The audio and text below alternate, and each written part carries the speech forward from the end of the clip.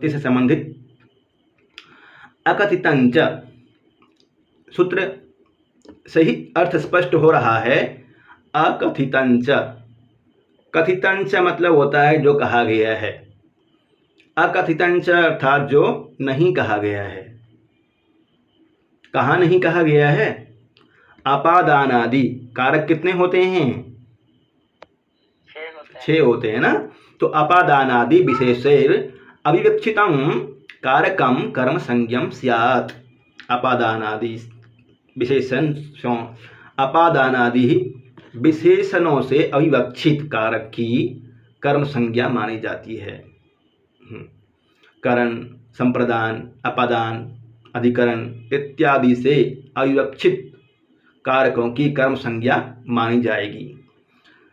संस्कृत व्याकरण में निम्नलिखित 16 प्रकार की धातु एवं इनके समानार्थी अन्य धातु द्विकर्मक धातु माने जाते हैं। द्विकर्मक धातु तो आपने कौमुदी में याद किया था, वहाँ पे ये सूत्र नहीं दिया हुआ था। यदि याद नहीं है तो फिर दोबारा याद कर लीजिए। कौन कौन से धातु हैं?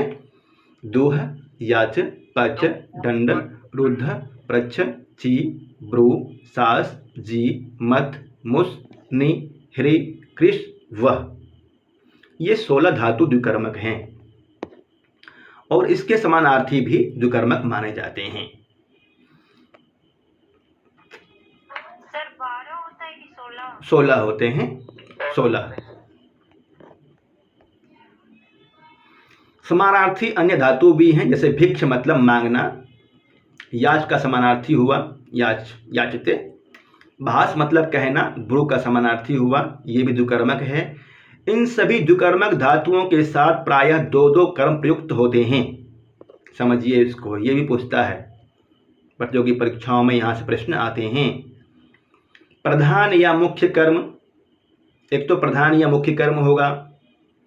प्रायः क्या, किसे, किसको, प्रश्न के उत्तर में प्राप्त होने वाला शब्द। जैसे मोहन पुस्तक पढ़ता है, मोहन क्या पढ़ता है? पुस्तक पढ़ता है। उत्तर मिल गया आपको कि हाँ मोहन पुस्तक को पढ़ रहा है, क्या पढ़ रहा है, पुस्तक पढ़ रहा है, कैसे पढ़ रहा है इत्यादि मिल जाता है उत्तर, तो प्रधान कर्म हो जाएगा। और एक होता है गौण कर्म। गौण कर्म के विषय में कैसे जानेंगे? प्रायः अन्य किसी प्रश्न के उत्तर में प्राप्त होने वाला शब्द, इनमें से अप्रधान या गौण कर्म को ही अकथित कर्म कहा जाता है एवं अकथितंच सूत्र से उसकी कर्म संज्ञा हो जाती है।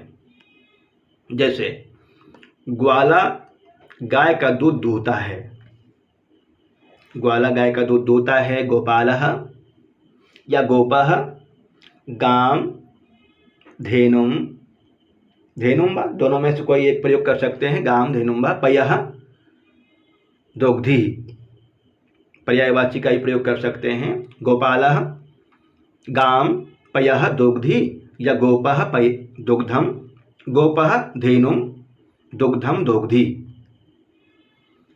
यहाँ कर्ता कौन है? गोपालः धेनुम दुग्धम दोग्धी में गोपाल। और गोपाल का मुख्य कर्म क्या हुआ? दूध दूहना, गाय का दूध दूहना। अकथित कर्म है गाय का, प्रधान कर्म हुआ दूध दूहना, प्रधान कर्म। तो यहाँ पे गाय में द्वितीया विभक्ति हो रही है किस सूत्र से? गाम, अकथितंच। और प्रधान कर्म था दुग्धम, उसमें किस सूत्र से द्वितीया विभक्ति होगी? कर्तुरीप्सितमम कर्म से कर्म संज्ञा हो जाएगी और कर्मणि द्वितीया से द्वितीया विभक्ति हो जाएगी। गाम धेनु द्वितीया विभक्ति गौण कर्म होने के कारण से अकथितम सूत्र से द्वितीया विभक्ति यहाँ पे कर्म संज्ञा होकर के अकथितम से कर्म संज्ञा होगी। और प्रधान कर्म में कर्तुरीप्सितमम कर्म। भिखारी राजा से धन मांगता है, भिक्षुकः नृपम धनम याचते है। भिखारी राजा से धन मांगता है। यहाँ पे प्रधान कर्म क्या है? भीख मांगना। कर्तुरीप्सितमम कर्म भिक्षाम, और गौण कर्म है राजा से। गौण कर्म होने के कारण से यहाँ पे अकथितम च सूत्र से नृपम हो जाएगा। नृपम द्वितीय कर्म संज्ञा हो जाएगी और द्वितीय विभक्ति हो जाएगा नृपम में। वह चावलों से भात पकाती है। तो मुख्य कर्म क्या है इसमें? चावलों से भात पकाना। भात पकाना मुख्य कर्म हुआ। और भात में कर्म संज्ञा किस सूत्र से होगी? भात की कर्म संज्ञा कर्तुरीप्सितमम कर्म से ही बात की कर्म संज्ञा हो जाएगी। और चावलों से यहाँ गौण कर्म है। अकथितम च सूत्र से चावलों से अर्थात टंडुलान की कर्म संज्ञा हो जाएगी। और गौण कर्म में भी द्वितीय विभक्ति अकथितम च कर्तुरीप्सितमम कर्म। समझ पा रहे हैं कि नहीं? बिल्कुल क्लियर समझ रहे हैं गुरुजी। ठीक, बहुत अच्छा। राजा दुर्जन को 100 रुपए का दंड देता है। सभी उदाहरण याद भी करते चलिए, थोड़ा सा याद करते रहेंगे तो अच्छा रहेगा। ऐसे ही उदाहरण आते हैं परीक्षा में भी। राजा दुर्जन को 100 रुपए का दंड देता है। नृपः दुर्जनम शतम दंडयति ही। मुख्य कर्म क्या हुआ? 100 रुपए का दंड देना। और दुर्जन को 100 रुपए का दंड देता है। दुर्जनम अकथितम च सूत्र से अकथित की कर्म संज्ञा हो गई। छात्र गुरु से प्रश्न पूछता है। प्रश्न पूछना मुख्य कर्म है, प्रधान कर्म। और गुरु से प्रश्न पूछ रहा है यहाँ पे, तो अकथितम च सूत्र से कर्म संज्ञा हो जाएगी गौण कर्म की। छात्रः गुरुम प्रश्नम पृच्छति बन जाएगा। इसी तरह से अन्य उदाहरण बना लेंगे आप। सूत्र है अगला उपान्वध्यान।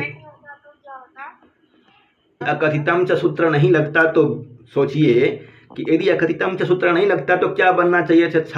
छात्र गुरु से प्रश्न पूछता है। छात्र गुरु से या तो तृतीया लगाते, गुरु से प्रश्न पूछता है, या षष्ठी लगाते। चिन्ह के हिसाब से नियम तो कहता है अकथितम च द्वितीया होगी, होना ही है। परंतु यदि नहीं होता ये सूत्र तो क्या होता, ये प्रश्न है ना। तो या तो तृतीया या पंचमी। गुरु के द्वारा प्रश्न पूछता है, गुरुना प्रश्नम पृच्छति, ऐसे बन सकता था परंतु नहीं बनेगा, अशुद्ध होगा, सर्वथा अशुद्ध होगा, वो शुद्ध यही रहेगा अकथितम च।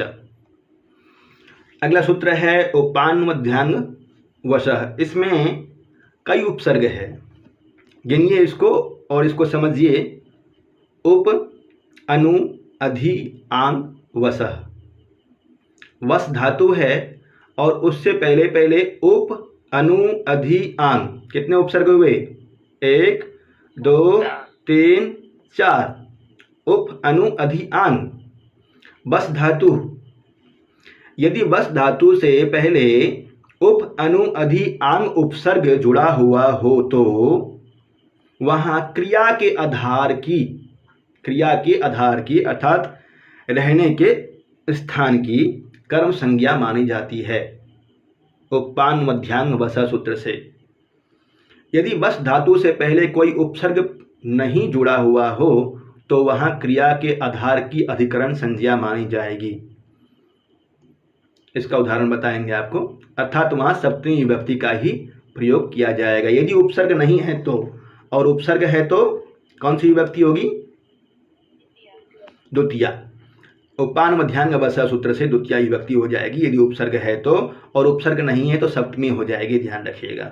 कौन कौन से उपसर्ग है? उप अनु अधि आंग। उदाहरण से समझिए इसको। हरि वैकुंठ में रहता है। हरि वैकुंठे वसति। उपसर्ग का प्रयोग नहीं हुआ।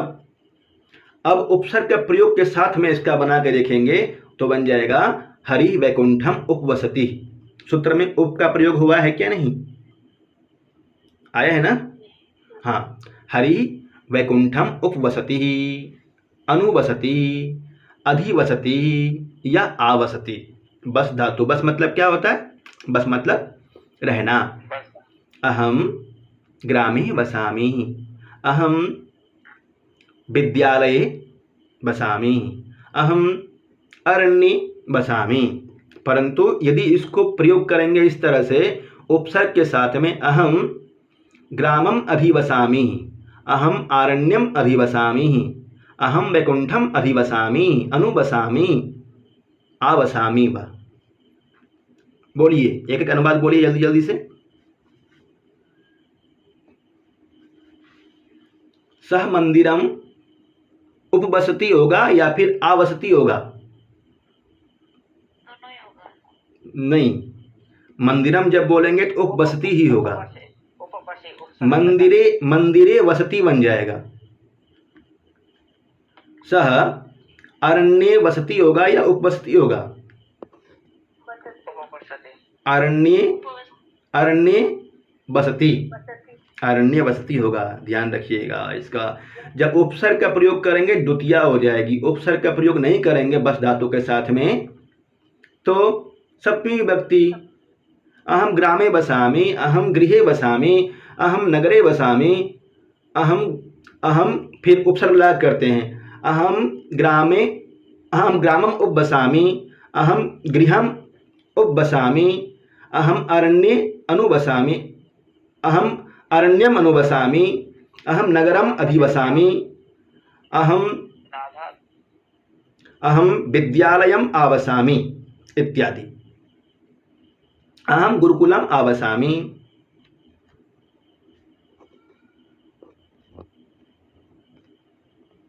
एक वार्तिक है, अभुक्त्यर्थस्य न, अभुक्ति अर्थस्य न, बस धातु से पूर्व उपसर्ग जुड़ जाने पर उसके निम्नानुसार दो अर्थ ग्रहण किए जाते हैं, जैसे रहना, उपवास या व्रत रखना।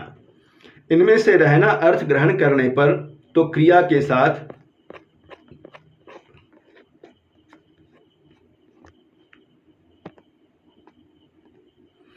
क्रिया के आधार में द्वितीया विभक्ति प्रयुक्त होती है, एवं उपवास रखना अर्थ ग्रहण करने पर क्रिया के आधार में सप्तमी विभक्ति ही प्रयुक्त होती है। जैसे सीता वन में रहती है, सीता वनम उपवसति, सीता वन में उपवास रखती है, सीता वने उपवसति।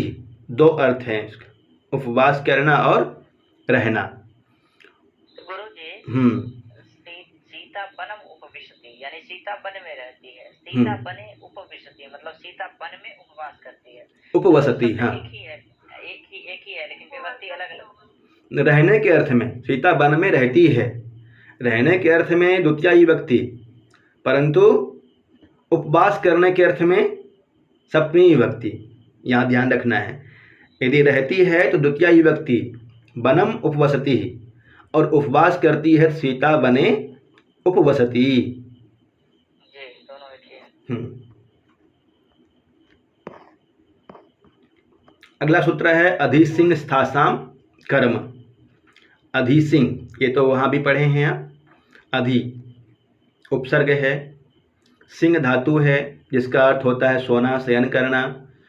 स्था और आस इन धातुओं के साथ में द्वितीया विभक्ति का प्रयोग करते हैं। यदि किसी वाक्य में सिंह, स्था, आस धातु से पहले अधि उपसर्ग जुड़ा हुआ हो तो वहाँ क्रिया के आधार पर की कर्म संज्ञा मानी जाती है, क्रिया के आधार की कर्म संज्ञा मानी जाएगी। यदि इन तीनों धातुओं से पहले कोई उपसर्ग नहीं जुड़ा हुआ हो तो वहाँ क्रिया के आधार की अधिकरण संज्ञा मानते हैं, सप्तमी विभक्ति का ही प्रयोग करेंगे यदि उपसर्ग नहीं है तो। जैसे हरि वैकुंठ में सोता है, हरि वैकुंठे सेते, और उपसर्ग लगा देंगे तो अधिसिंह स्थासाम कौन सा हो जाएगा? हाँ, वैकुंठम अधिसिंह स्थासाम कर्म, कर्म संज्ञा हो जाएगी। हरि वैकुंठम अधिसेते है, मतलब छोटा छोटा सा अंतर है, बहुत छोटा छोटा अंतर है। जब तक आप अच्छी तरह से याद नहीं रखेंगे, मन में नहीं बैठाएंगे तो डर फंसने का बहुत संभावना है। बीपीएससी ऐसे में फंसाता है। हरि वैकुंठे सेते उपसर्ग का प्रयोग नहीं किया है, हरि वैकुंठम अधिसेते द्वितीया विभक्ति, अधिसिंह स्थासाम कर्म सूत्र से। राजा सिंहासन पर बैठता है, राजा सिंहासने तिष्ठति या आसते, उपसर्ग का प्रयोग जब नहीं करेगा तो सप्तमी विभक्ति, और जब उपसर्ग का प्रयोग कर देंगे तो राजा सिंहासनम अधितिष्ठति या अध्यास्ते वा। अध्यापक कुर्सी पर बैठता है, अध्यापकः आसंदिकायाम सेते, सप्तमी विभक्ति, उपसर्ग का प्रयोग नहीं करेंगे तो, और उपसर्ग का प्रयोग कर लेंगे तो कौन सी विभक्ति होगी? अधिसिंह स्थासाम कर्म से द्वितीया विभक्ति। अध्यापकः आसंदिकाम अधिसेते अधितिष्ठति वा। दोनों बन जाएगा सीता बने उपवसति और सीता बनम उपवसति, उपवास करने के अर्थ में।